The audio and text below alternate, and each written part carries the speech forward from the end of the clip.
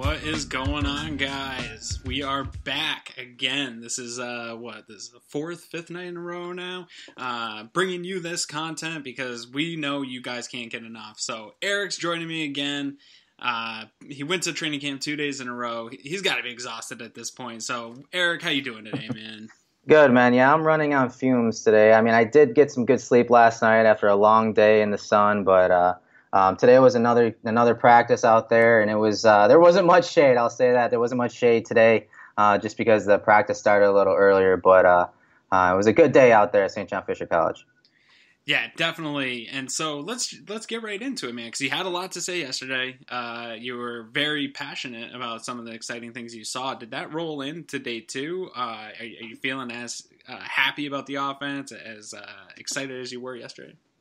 I am. There was some good things out there on the field today.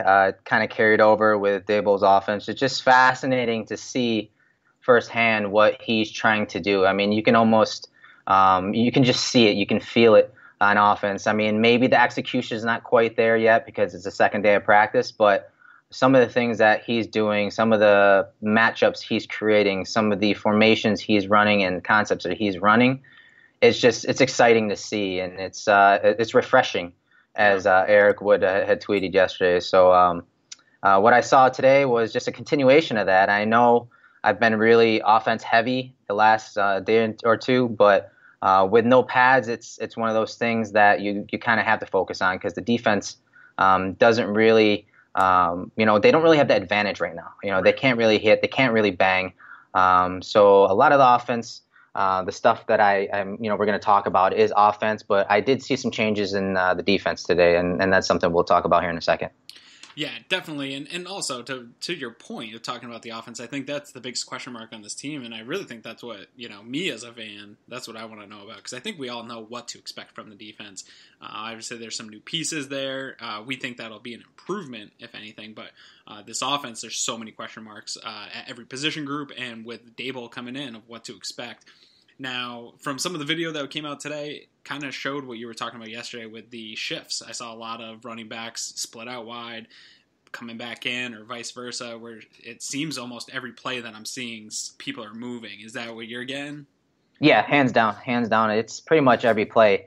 Every play you're probably going to have, depending on the personnel, you'll have a tight end shifting or moving, or you'll have just a running back wide. It's as simple as that. Yeah. They'll have, for example, there were a few plays where LaShawn McCoy or Travaris Cadet were lined up wide, and that would put Benjamin in the slot, So that would put him on the line of scrimmage, and then they would just move Shady, or sometimes they even didn't. They can move Shady around and just bring him to the backfield, so then you just have a tight alignment from Benjamin. And they just set up concepts that way. They just set up coverages and make it easy for the quarterback. Just simple things like that on just about every play is going to help these young quarterbacks. I mean, just identifying whether they're in man versus zone. You don't even have to talk about whether they're in cover 6, cover 4, more complex split zone coverages or split field coverages. Just something as simple as, are they in man or are they in zone? Sure. Take away 50% of the options, right? Yes, because we saw plays today where they did little things like that for Josh Allen, and he knew where to begin his primary read, his progressions, and he was more efficient in that short area. There were a couple passes to his right that he threw in the dirt. One he threw in the dirt to Nick O'Leary. It was just it looked like a little flat pattern, so like a 4 to 6 yard out from the tight end position, and he put it in the dirt. If the pass was completed, he probably gains 4 or 5 yards, but he threw it in the dirt, short and outside. I mean, little things like that. He threw one early on in practice. I want to say it was on 7-on-7, high and wide, to the boundary off to his right. So, I mean, he's still having some inaccuracy issues. He's still having rookie mistakes those first couple of days. But, the offensive staff is doing a good job of catering plays to each individual quarterback. And this is something I talked about with Dave from Numb Bills Fan, is you see when Peterman and McCarron are in versus Josh Allen, you're going to see slightly different play calls. You're going to see them try to attack different areas of the field.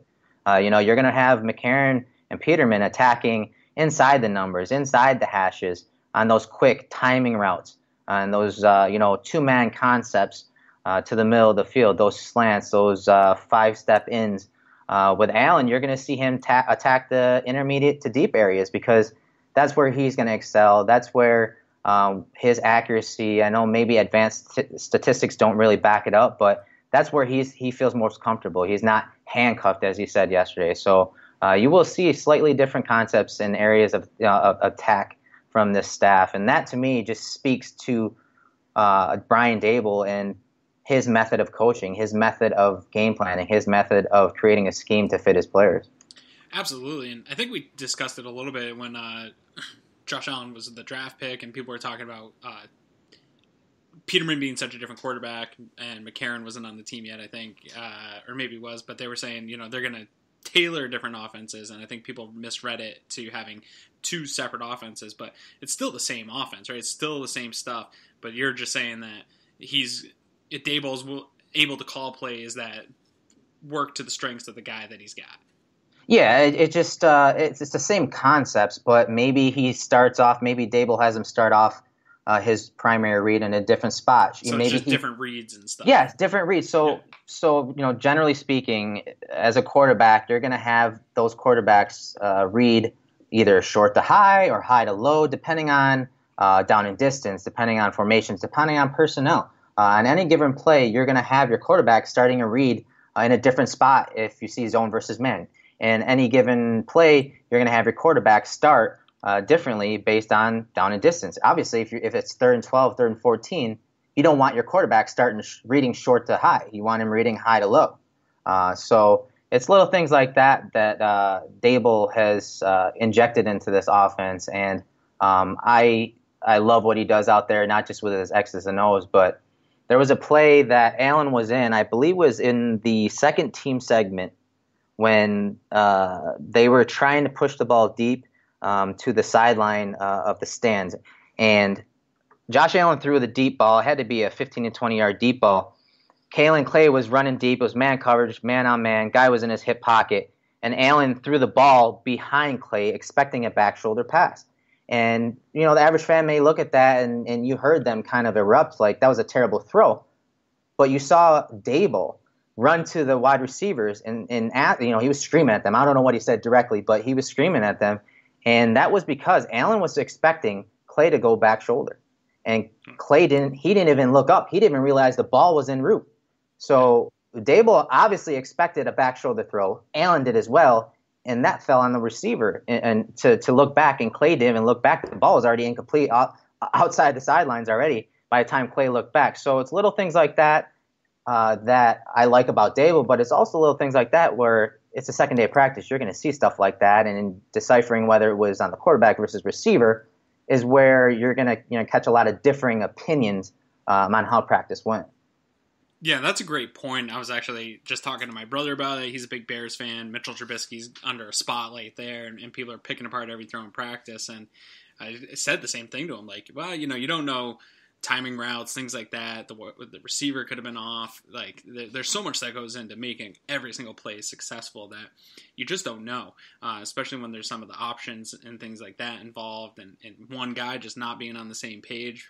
Sure. You just see a throw go over somebody's head or way off, and you're like, oh, there's Allen again with his inaccuracy issues, but could be something totally different. And another thing is, you had mentioned earlier, we're not live yet.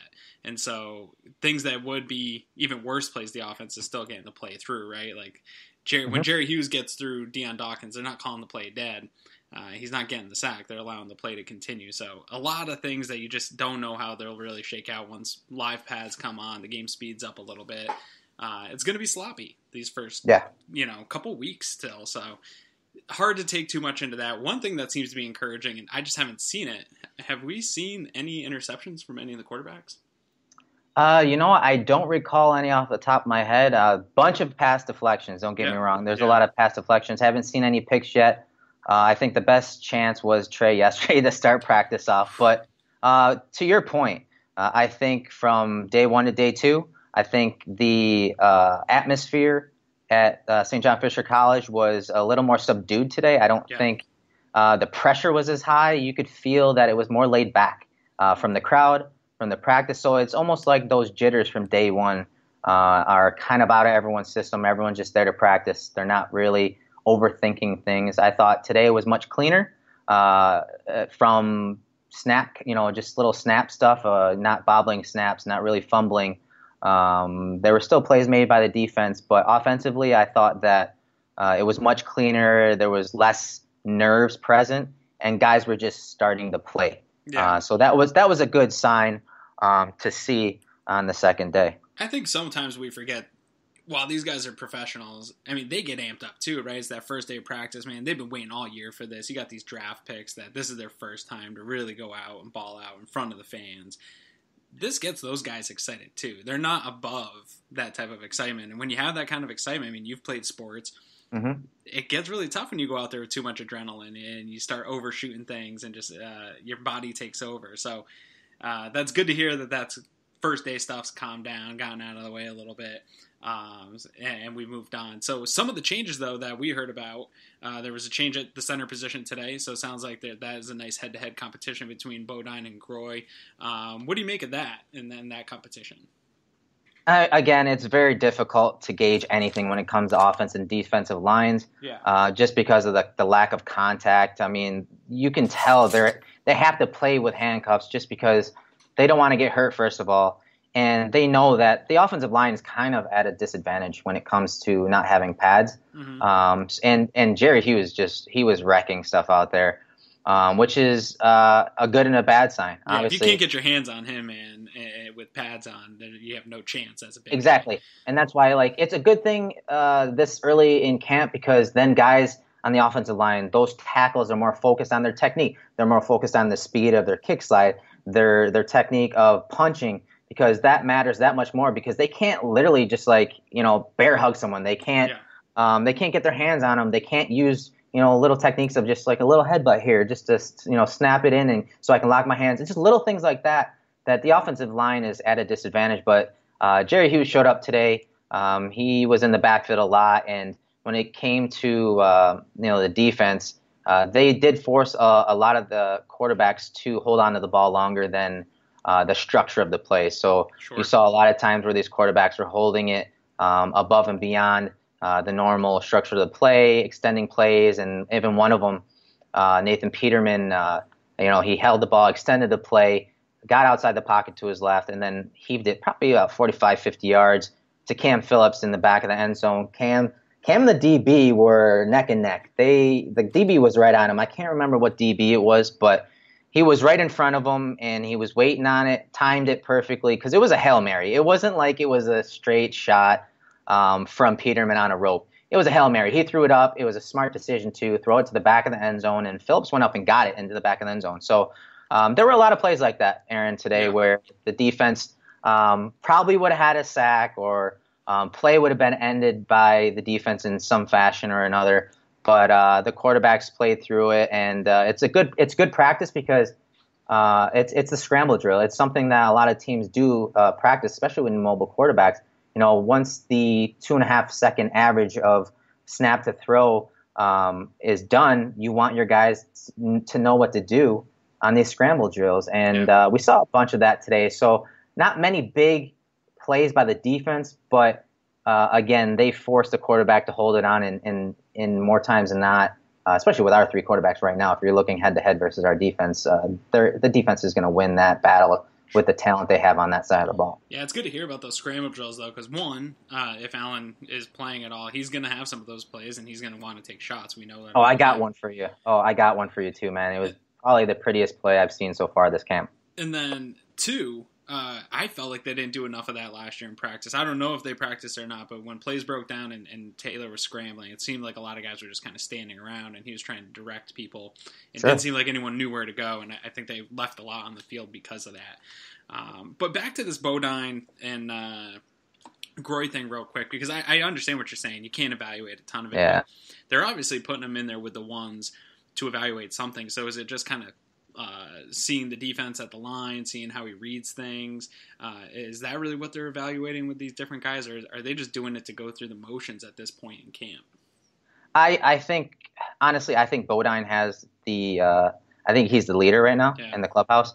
But what I do like about putting him in versus the ones is he's facing guys like Star Latulele, and guys like Harrison Phillips that are going to test how he anchors down.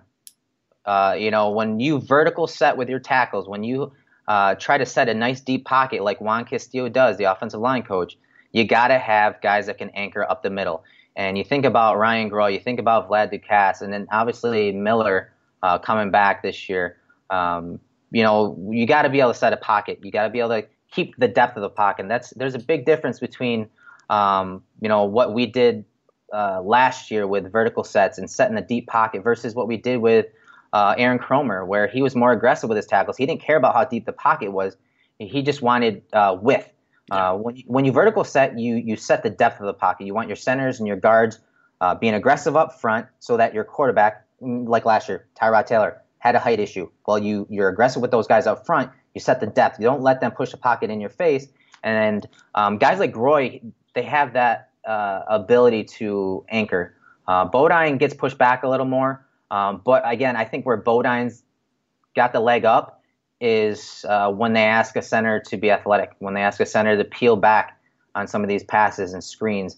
I don't think Groy has the type of athleticism that maybe Bodine does. It's close, but I just think the offense that Bodine came from was a pretty complex one, and it's, as Eric Wood said, it's very balanced. So yeah. I think that's an interesting method of throwing Groy in. I like that because I want to see how he can hold up versus some of that top tier talent. Yeah. So that's a smart move by the staff. Yeah, absolutely. I'm sure they want to see how they're calling things out and working with the quarterbacks, with the first team and the first unit, and seeing who gels, because a lot of it's going to be who gels together as a whole unit, not just the so important. Right? So important, man. You're right.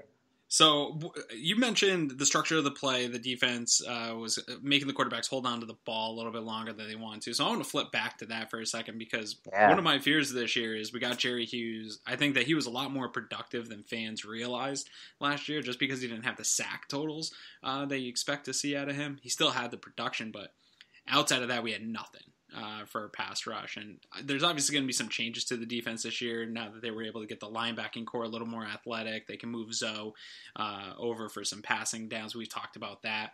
But what are you seeing at camp as far as the rotation on the defensive ends? Do you think it's going to be able to, when they get the quarterback to hold on to the ball, are they going to get to the quarterback? Because if you let Tom Brady just hang out for 4 or 5 seconds, he's going to pick you apart. But if you can get to him and create that coverage and have that perfect storm, then now we're talking about an elite defense.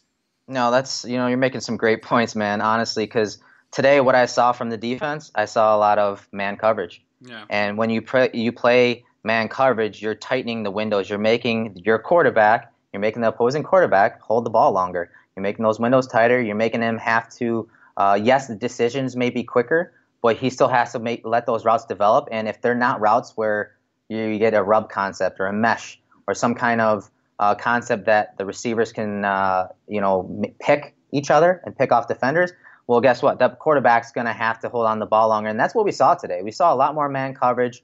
I saw a lot of cover one.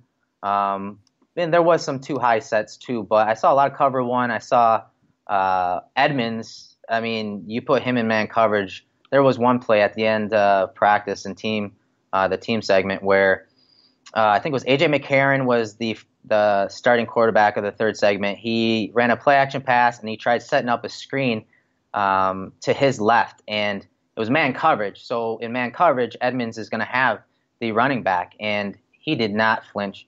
He immediately read that screen, and so much so that McCarron had to hold the ball longer, and the offensive line had released already down the field, and Ivory I think it was Chris Ivory, had to release down the field like a normal pass route, and Edmonds was right there with him. So when you play man coverage, you force the quarterback to hold the ball longer, you force those windows to be tighter, especially like you think about our offense. If a rub concept's not called, which Dable, by the way, has done a fantastic job of calling those concepts, if you don't get those rub routes when you have average to above average receivers that can't really separate, well, guess what? You're going to force the quarterback to hold it. And that's what we saw today. So it kind of links up with what we saw on offense. But that obviously with the quarterback holding it a little longer, you got Jerry Hughes, wreaking havoc back there. I saw Yarbrough had a couple nice rushes. I saw on defense, when we talk about structure, we saw a little more 4-3 under, where what basically means is the three technique. So your Kyle Williams is set in a different location. He's not to the tight end side, so he's the opposite side. And then you have your linebacker up on the line of scrimmage. So you have a 7-man front, but it makes it much more difficult to run to the weak side. So we saw a little more of that today with some man coverage. So different concepts on defense today. I watched a little bit of Teron Johnson, and he impressed me, man, from the slot position today. I thought he did a good job of walling the slot receivers off and making them drive wide, not giving them a free release to the inside, to the middle of the field. But I watched a few, and this is just random, I watched a few reps where Brandon Riley, he got Johnson at the top of the route. So initially Johnson walled him off and denied that inside release, but eventually Riley got inside. And we get to the top of the route, Riley was able to separate with a nice shoulder fake back inside on a dig route, but the quarterback had been looking somewhere else. So just a couple random plays that I watched from Riley. Riley looks good, man. Yeah, he's like Hogan. He's like not the quickest guy, sure. But when he knows how to leverage the defender, and when he gets to the top of the route, it's really hard to tell whether he's going to go outside or inside. It really is. And today he won inside, and that was kind of nice to see from him. That is nice to see, and it's nice to hear Johnson doing something out there too, because I really hope that he does push Gaines for that starting position, because I don't want it to just be, these are our three guys. I really want to push there at the nickel spot, and if it doesn't get a push, I'd love to bring back Leonard Johnson. I'm just going to say it right again, but I know, right? That might be for another podcast. I could probably go an hour on my boy Leonard.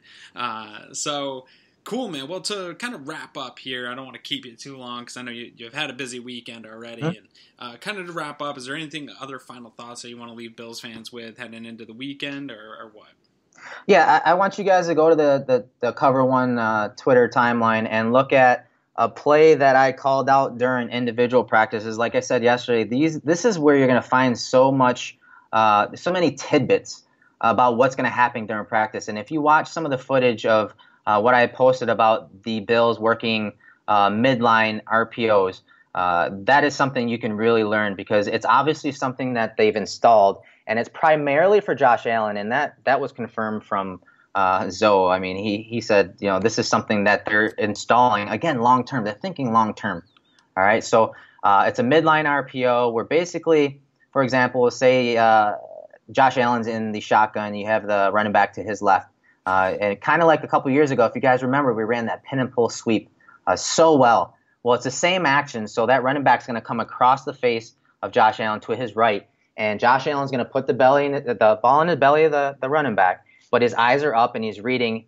Most likely, it's going to be a D tackle or a linebacker. At Alabama last year, they let the defensive tackle, one of the most aggressive defensive tackles, rush upfield. They wouldn't block him, so you'd have Josh Allen reading him.